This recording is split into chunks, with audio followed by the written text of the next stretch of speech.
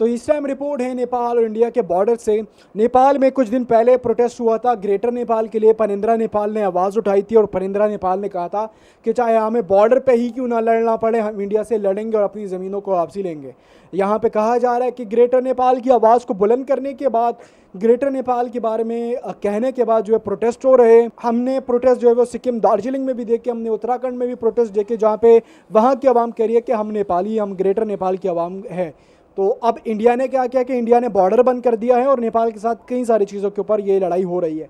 तो देखते हैं कि क्यों इतना इंडिया डरा हुआ है नेपाल की, ग्रेटर नेपाल से। आपके साथ बात। सुगौली सन्धिको विरोधमा प्रदर्शनमा उत्रेका ग्रेटर नेपाल राष्ट्रवादी मोर्चाका अध्यक्ष फरिन्द नेपाल लगायत केहीलाई प्रहरीले नियन्त्रणमा लिएको छ। सुगौली सन्धि पूर्वको नेपालले पाउनुपर्ने भूभाग नेपाललाई फिर्ता गर्न माग गर्दै भारत विरुद्ध नारा लगाइरहेको बेला उनीहरूलाई प्रहरीले काठमाडौँको शान्ति बाटिका क्षेत्रबाट नियन्त्रणमा लिएको हो।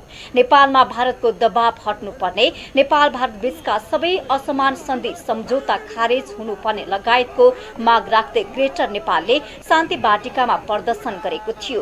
सन् 1815 मा आजका दिन भारतको इस्ट इन्डिया कम्पनी सरकारसँग नेपालले सुगौली सन्धि गरेको थियो, जसमा नेपालले मेचीदेखि टिस्टा नदी बीचको भूभाग र पश्चिममा कुमाऊ, गढवाल, काकडा सहित सदलजसम्मको भूभाग गुमाएको थियो। पछि भारतमा ब्रिटिस विरुद्धको पहिलो सिपाही आन्दोलन दबाउन सहयोग गरे बापत तत्कालीन प्रधानमन्त्री जङ्गबहादुर राणालाई ब्रिटिस सरकारले बाँके, बर्दिया, कैलाली र कञ्चनपुर फिर्ता गरेको थियो।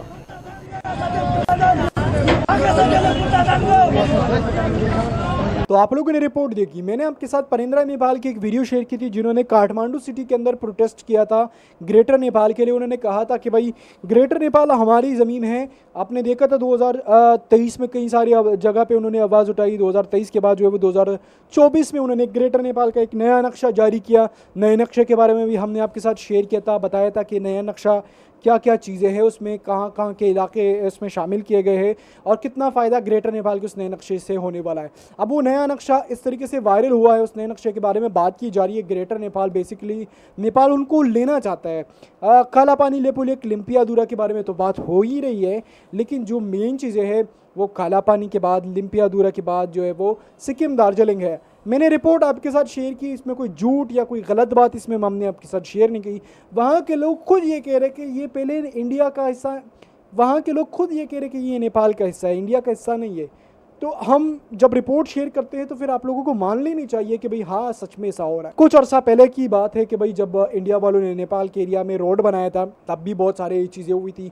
तो एक दफ़ा फिर से आर्मी डिप्लॉय हो चुकी है। इंडिया अपना फेस सेविंग करने के लिए जो है वो पाकिस्तान की बजाय नेपाल में हमला करने की कोशिश करेगा और नाम देगा कि यार कुछ आतंकवादी वगैरह थे। तो ये सारा सिनेरियो बन रहा है इंडिया के अंदर और कोशिश करेगी वो कि भाई जिस तरीके से पाकिस्तान का हार हमें देखने को पड़ा, पाकिस्तान से हम हारे हैं, तो नेपाल से हमें हार का सामना ना करना पड़े।